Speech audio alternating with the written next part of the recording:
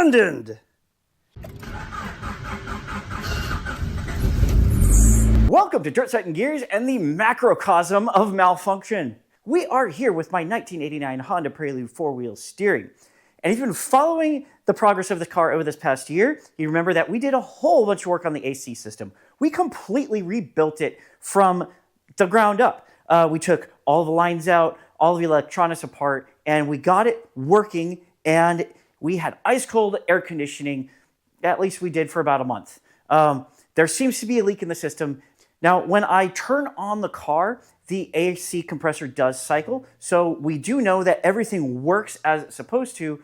I just think that we may have lost a charge. Now, I have two options. I could give up, or I could try to find out why, and maybe we'll fix it. So I'm going to do a little bit of setup on this car, then I'll pick up the camera, and I'll show you my process for diagnosing this thing.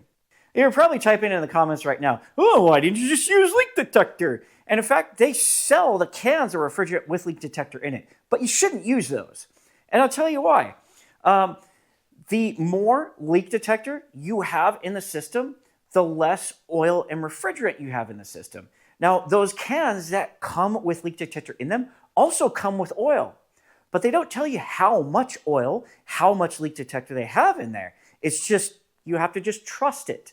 And when you're dealing with AC, you need to be as precise as possible when you are measuring out your oil and refrigerants to put into the system. Now, there's a margin of error, of course, but if you don't know at all what you're putting in there, then how can you be sure that you're not going to just destroy your next AC compressor? There is leak detector that you can put in manually, and that's this stuff. And when you use this stuff, you want to put in like maybe a couple of drops for the entire system. That's because this stuff is plenty shiny enough in a UV light that just a few drops will do it. And that's not going to be enough to ruin your system. And really, the can shouldn't be either, but you don't know. And if you don't know, you shouldn't do it. And plus, the cans that come without the extra oil and the extra leak detector are much, much cheaper. So just get those. Anyway, let's get back to our diagnosis. See here with our manifold gauge set, we've only got 10 on the low side and next to nothing on the high side. And when I first noticed this problem about 3-4 weeks ago, I had about 50 and 50. So clearly I have a refrigerant leak. So since I don't have leak detector in the system, we're going to use a leak detector tool. But in order to use this leak detector tool, we have to have refrigerant leaking from the system. So let's put a little bit of refrigerant in here, probably enough to have 50 on both sides, which is really just trying to fill it without starting the car. And then we'll close everything off and we'll start probing with our fancy new expensive tool. Now we have our leak detector tool and we turn it on and it's basically like a little Geiger counter. You get it close, once it warms up, you get it close to a leak source, and when it detects a leak, it starts beeping. Pretty straightforward. So with our Schrader valves disconnected and turned off, we're going to use our leak detector tool on all of the connection points in this AC system. So everywhere there's a nut and an O-ring is a potential point for a leak. So we're just going to start probing around. And this is a little elevated. The Schrader valve is definitely elevated. That's concerning.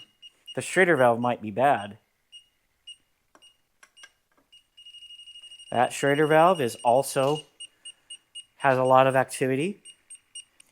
So it is very likely to be a couple of bad Schrader valves. And while I'm not an expert, I do know some experts. So why don't we just take it down to the shop and see what they have to say? Not to mention, I've become good friends with Angie and Sally down at USAC Compressor. They're wonderful people. I'm sure they'll be happy to help me out, especially if I bring them a batch of cookies. And since this isn't really likely to require taking the bumper off or taking the evaporator box out, this is probably going to be a quick and easy thing.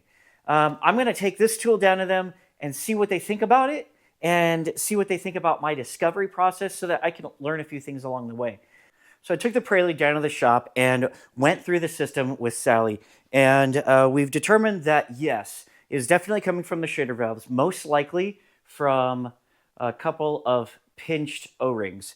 So it's likely that I either over tightened it or I don't know what. But also the Schrader valves, you know, we poked at this thing so many times that the Schrader valves may have just also gone bad as well. And on top of that, the fittings that I used were from AutoZone, and they were really, really low quality, cheap, light aluminum. So just to be safe, we replaced both of the high and low side fittings with new O-rings, and we're going to pull vacuum and see if we hold pressure. This is just something that happens now and then. You're probably wondering, well, it's December, why you could just wait until next summer and just keep driving it. Well, there's a few reasons why you don't want to do that. For one, if you wait too long, the dryer will go bad and I have to replace the dryer. I don't want to do that. I want to get it done now. Two, I don't want to suffer. I want to take my time and fix this and do it right without it being 110 degrees and needing my car. So I'm going to do it now so that when summer comes around, I can just turn it on and be happy. Another good reason is these cans are available at Harbor Freight right now. During the summer, everyone else is running on them, so it's a lot harder to secure them. Another really good reason is that the shop isn't busy. So if I need help, if I have a weird problem that I need some expert to diagnose, I can run down to the shop and ask Angie and Sally, and they have a lot more time right now because they're not doing emergency rush jobs for everybody. So I'm going to get out the vacuum machine. We're going to hook it up for about an hour to pull vacuum. And then we're going to let it sit for a couple hours to make sure that the vacuum still looks good. If it looks good, we're going to put just a little bit of refrigerant in the system and see if that holds. And if that's all good, then we can start charging again. So I just put a little bit of refrigerant into the system, a little bit more than what you see on the gauges here. They went down a little bit because I took them off the car. However, we have our chemical tester, and we're going to start at the Schrader valves where we were getting a reading before. So I'm holding it up to the low side. Nothing.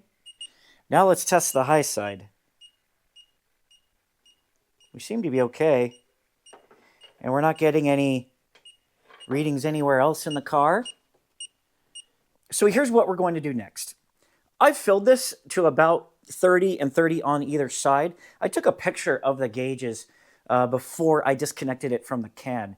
And we're going to come back tomorrow, and I'm going to check the pressure again.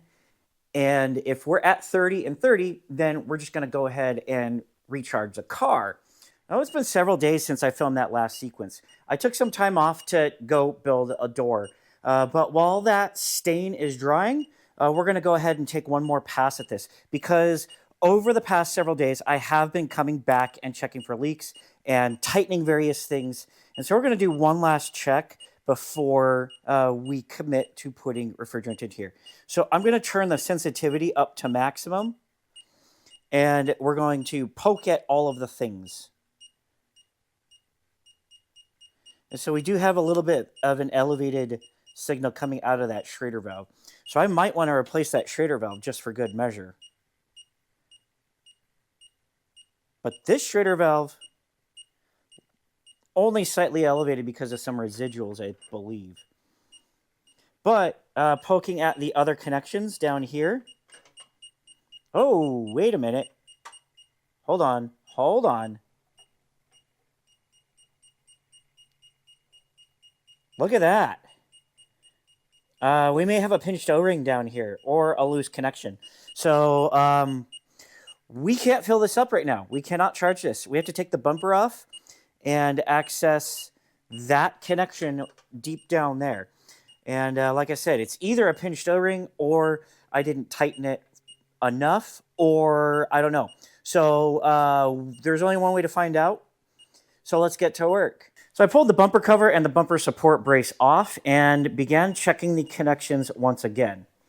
And to my surprise, none of the connections that we were sensing before seem to be problematic. However, when I move over to the actual soft lines, we're starting to get some crazy activity in this vicinity. So I'm suspecting that it could be the soft lines, like the crimps are starting to fail. But I need to do a little bit more of a deep dive with both hands so that I can know for sure. I am pretty sure, though, from these readings that we need new soft lines. So it turns out I have a spare low side line, and looking at the ends of the fittings, there's no reason why I can't use this. But what I want to do first is test this thing. So I'm going to contact the shop and see if they have the ability to test this, and even more importantly, if this fails, can they recrimp and replace these rubber soft lines. So I got the low side AC line back from the shop, and Sally said that she hooked it up, pressure tested it, and it held pressure just fine. There are no leaks in this line, so it should be good to install in the car. She went ahead and put a new Schrader valve in, but I'm gonna probably have to replace it again because I've got the conversion fitting. So let's get this old line out of the car and get the new one in. It is not much effort at all because there's only one thing in the way here, and that is the intake tube, and that's very easy to remove. So take that off. I've already removed that one bolt there, and then we got the bolt that is holding the line into the compressor, and then the nut that is against the firewall. With the good line reinstalled, I went ahead and pulled a deep vacuum for a good hour or so. It probably wasn't 100% necessary, but you may as well if you're going to do this type of work. So now that we've confirmed that it's holding vacuum, this is actually something I did overnight.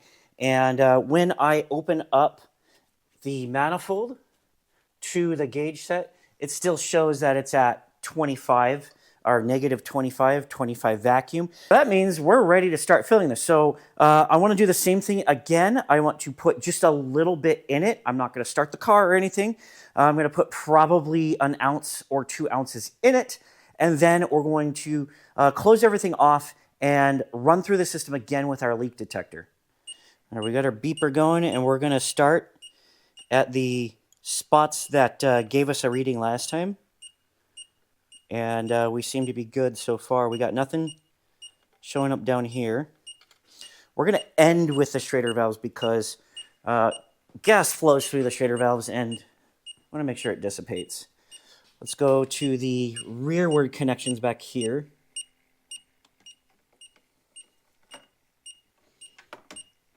Seem to be good.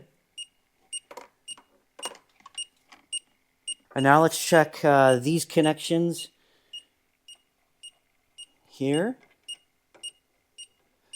Let's go ahead and check the dryer.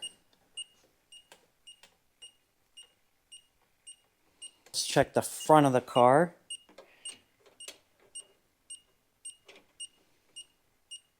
Good. There's one more connection around here. Here it is.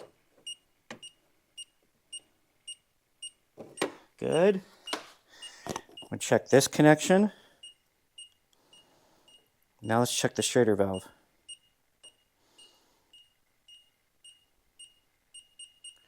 So we have a leak at the Schrader valve, and that's because we've been poking at it a lot. The other one I just replaced when I was putting the line in, and you see it is not elevated. So that's not leaking, but the high side is. So with the Schrader valve replaced, that of course means we need to pull vacuum again. Okay, this has been running for about an hour now. We're going to close everything off. And we're going to do the exact same thing again. We're going to put a couple of ounces in and run our test again. I have a better feeling about this than in the past, though, because the only leak we found was in a Schrader valve. So we're testing the Schrader valve again, and we're good. It looks like we had a false positive the first time around. It could have been just from off-gassing from disconnecting the line, but now we are in good shape. And we're getting nothing from the low side, too. So we're going to go ahead and charge this up and see if we get some working AC in the Prelude. Again. So I've been tipping the bottle up and down, and it looks like I got almost another ounce in. And we're showing at about 30 on our pressure gauge. We're going to go ahead and turn high off again. That bottle probably had about 2 ounces put in the car. We have 2 other full cans remaining. So 12, 24. If I can get all of the contents of both of these cans in the car, I should have enough to fill this system entirely. That's about a whole nother ounce. in right away, right off the bat.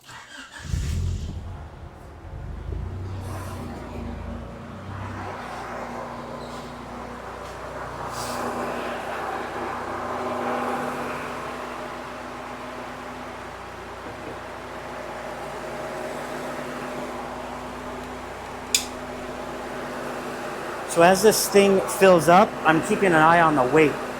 Knowing that I've already put 3 ounces in the system roughly, I know that this entire can needs to go in because 12 plus 3 obviously is 15.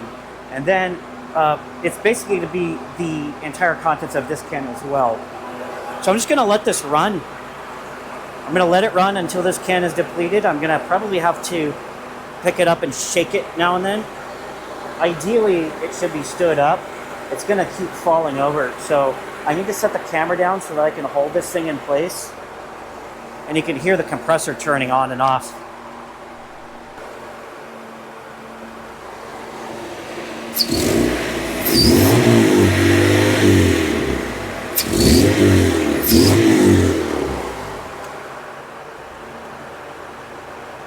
This can is getting kinda light at 7.2-ish. And it's also not really all that cold anymore. So I think this can has given all that it can. And our pressures are still a bit low. We're sitting at around 40, but on the high side, we are under 100. So that could mean one of 2 things. Either these cans are not giving as much as they say they're going to give, which I completely believe, or we have a leak because 12 plus 12 plus 3 is 27. But again, just because it says 12 ounces on the can doesn't mean that's what you're going to get out of it. That's probably what happened here. So I have to get another can before I can finish this up. I'm going to close everything for now.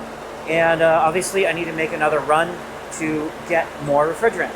Well, normally when we finish a bunch of work, we go out for a test drive. But it is cold and raining outside, so we're not going to be doing that, especially when it comes to air conditioning. But we have recharged the AC. Like I said, I do have to add a little bit more. And I may do that out at the shop because it's just an excuse to go see some friends at this point. I've gone through the system multiple times and I'm not getting any activity on the leak detector. I just went and checked yet again and everything looks really, really good. So I know that we're not losing refrigerant. I know that we also need to add a little bit of refrigerant. So it really just comes down to don't run the AC until it's full. And well, since it's cold, that's really not going to be a problem. If you're looking for a comprehensive how-to on rebuilding your AC system, check out my other videos on AC. I'm going to put a link in the description for your convenience.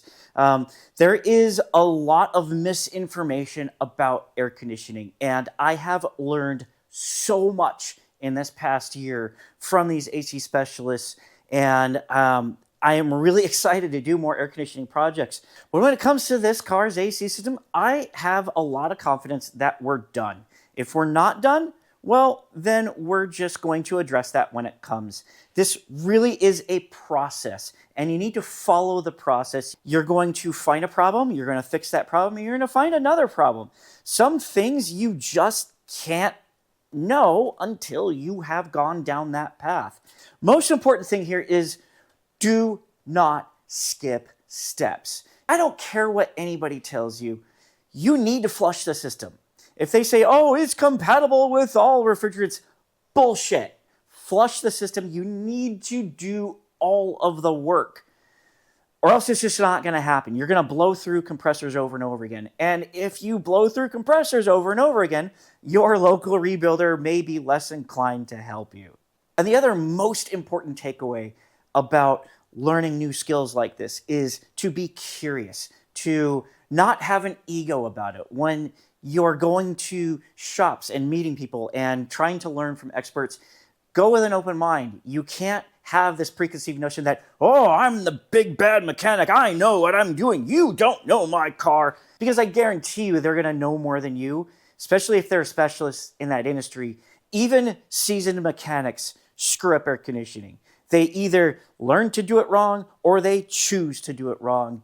they still do it wrong. And then when a compressor blows out, they're going to blame the rebuilder. Screw all of that. Follow the scientific method. Use your tools to gather data and follow the evidence. Well, that's all I've got for you. If you like what you see, like, share, subscribe, and comment. And if you don't like what you see, maybe you have gone through a few AC compressors. Leave a comment. I want to hear from you. And if you're looking for more AC content, check the videos that I've been doing over the past couple of years. And there's a lot of good stuff. I've done a complete retrofit from start to finish on my other project Prelude. And then on this Prelude, I did a complete rebuild and solved multiple problems of a completely trashed system with a lot of lessons learned. And as I learn more things and as I take on more projects, I am definitely going to share what I've learned with you. Sometimes that learning experience is going to ruffle some feathers. Sometimes I'm going to misrepresent myself. So feel free to comment. Let's have a discussion. Just don't be a dick about it. Like, really. I'm coming at this with a sense of wonder. I'm coming at this with an open mind, wanting to learn. And if you want to be a dick, I'm not going to learn from you. So leave a comment. But if you're going to be a dick, I'm going to clown on you. Have a good day. I'll see you in the next video. Take care. Stay cool.